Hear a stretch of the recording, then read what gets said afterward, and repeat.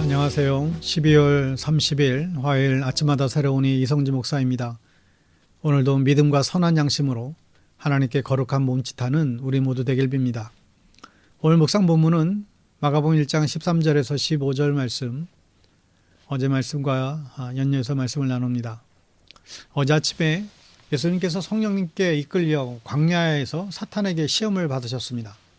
13절을 다시 보시면 광야에서 40일을 계시면서 사탄에게 시험을 받으시며 들짐승과 함께 계시니 천사들이 수종들더라. 아멘.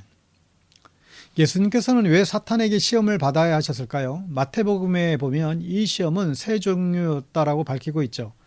40일 동안 금식하신 예수님께 사탄은 돌을 떡으로 만들어 보라고 했습니다. 먹고 사는 것에 대한 시험이었죠. 이 시험은 우리들이 모두 가지고 있는 먹고 사는 문제입니다. 두 번째 시험은 안전에 대한 시험이었죠. 예루살렘 성전 꼭대기에서 뛰어내려 보라는 시험이었습니다. 먹고 사는 것이 해결되고 나면 우리는 안전에 관심을 갖게 됩니다. 좀 더 안전한 곳에서 살고 싶어 하는 것이 우리들의 본능이죠.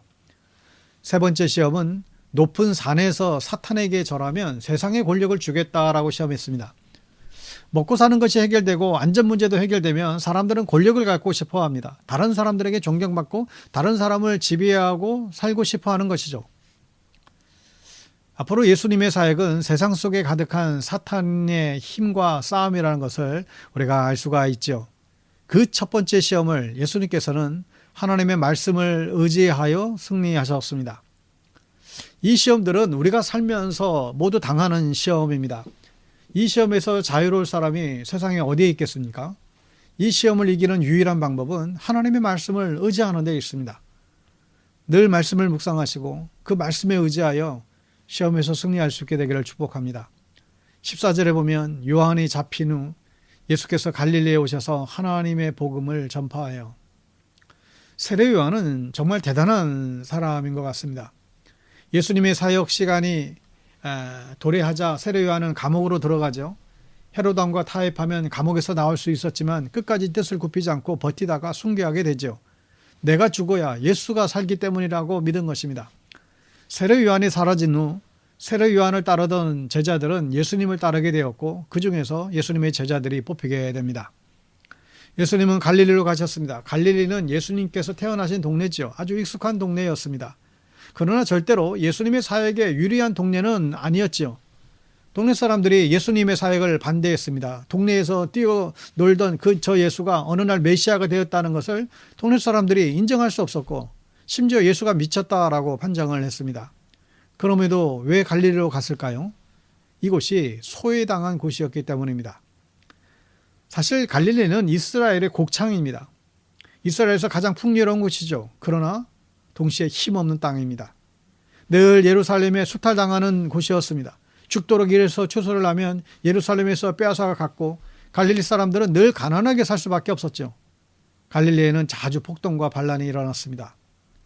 예수님께서는 이런 가난하고 힘없고 소외당한 사람들을 위해서 오셨습니다. 우리의 마음이 가난하고 힘없고 소외당한 낮은 마음이라면 주님께서 우리 마음속에도 찾아오실 것입니다. 그러나 우리의 마음이 부유하고 힘있고 자신감이 넘치는 교만한 마음이라면 주님께서는 우리를 떠나실 것입니다. 갈릴리와 같은 겸손한 마음을 품고 살 수 있기를 축복합니다. 15절에 보면 이르시되 때가 찼고 하나님의 나라가 가까이 왔으니 회개하고 복음을 믿으라 하시더라. 신약 성경에는 시간을 두 단어로 구별해서 사용하죠. 하나는 크로노스입니다.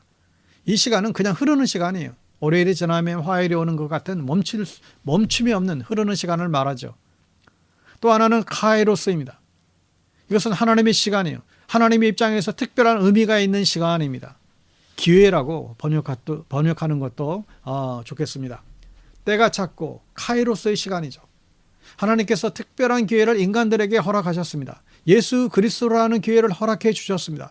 예수님을 믿으면 구원받을 수 있는 아주 특별한 기회, 카이로스를 준비해 주신 것이죠.